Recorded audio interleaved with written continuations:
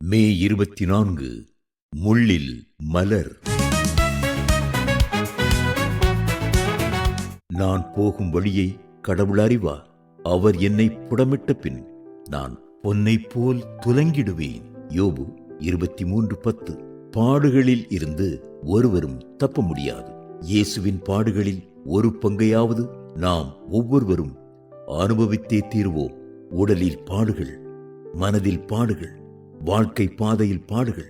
நம்மில் சிலருக்கு சுவிசேஷத்தை அறிவித்தவர்கள் கிறிஸ்தவ வாழ்க்கையானது துக்கமற்றதாய் இன்பம் மட்டுமே நிறைந்ததாய் இருக்கும் என்று தவறாக போதித்துள்ளதால் பாடுகள் நம் கதவை தட்டும்போது நாம் பிரமித்து நிற்கிறோம்.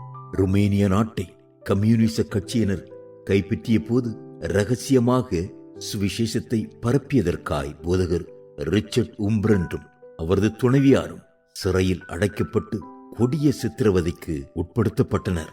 ஒரு நாள் அவர்களது மகன் சிறைச்சாலைக்கு சென்றபோது இரும்பு கம்பிகளுக்கு பின்னால் கைதிகளின் அழுக்கான ஆடை அணிந்து எலும்பும் தோறுமாய் உருக்குறைந்து நின்ற தன் தாயாரை கண்டான். அவர்கள் கண்ணீர் நிறைந்த கண்களுடன் தன் மகனிடம், மகனே, இயேசு கிறிஸ்துவிலேயே நீ உன் விசுவாசத்தை பதித்துவிடு என்று கூறினார்கள். பாடுகளின் போதும் விசுவாசம். உடனே முரட்டு சிறை காவலர் மிருகத்தைப் போல தன் தாயை இழுத்துச் சென்ற காட்சியைக் கண்டு கண்ணீர் விட்டு கதறினான் மைந்தன். எனினும் தன் தாயாரின் விசுவாச வார்த்தைகள் அந்நாளிலேயே அவன் கிறிஸ்துவை தன் சொந்த இரட்சகராக ஏற்றுக்கொள்ள செய்தன. உலகில் உள்ள இறை மக்கள் எல்லாருக்கும் பாடுகள் உண்டு என்பதை நினைத்து நமது பாடுகளின் போது விசுவாசத்தில் உறுதியாயிருப்போம். ஆண்டவர் உங்களை விசாரிக்கிறவரானபடியார் உங்கள் கவலைகளை எல்லாம் அவர் மேல் வைத்து விடுங்கள். 1 பேதுரு 5:7.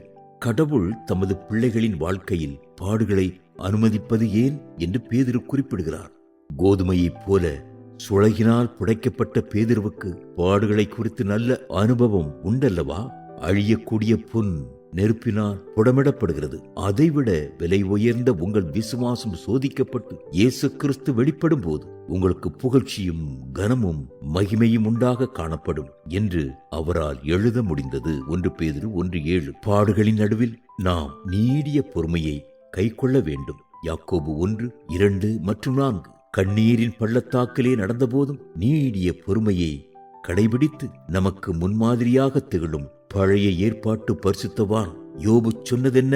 ஆண்டவர் என்னை கொன்று போட்டாலும் அவர் மேல் நம்பிக்கையாயிருப்பேன். நாமும் அப்படியே சொல்லுவோம். யோபு 13:15. பொன்னை போல புடமிட்டாலும் பொன்னாக விளங்குவேன் என்றென்றுமா. திராணிக்குமே சோதித்திடா தாங்கேட பலமளிப்பா. முட்களுக்குள் மலர்கின்றதோ மக்களை கவரும் லீலி புஷ்பம் போல் என்னையுமே தம் சாயலாய் என்றென்றும் உருவாக்குவார்.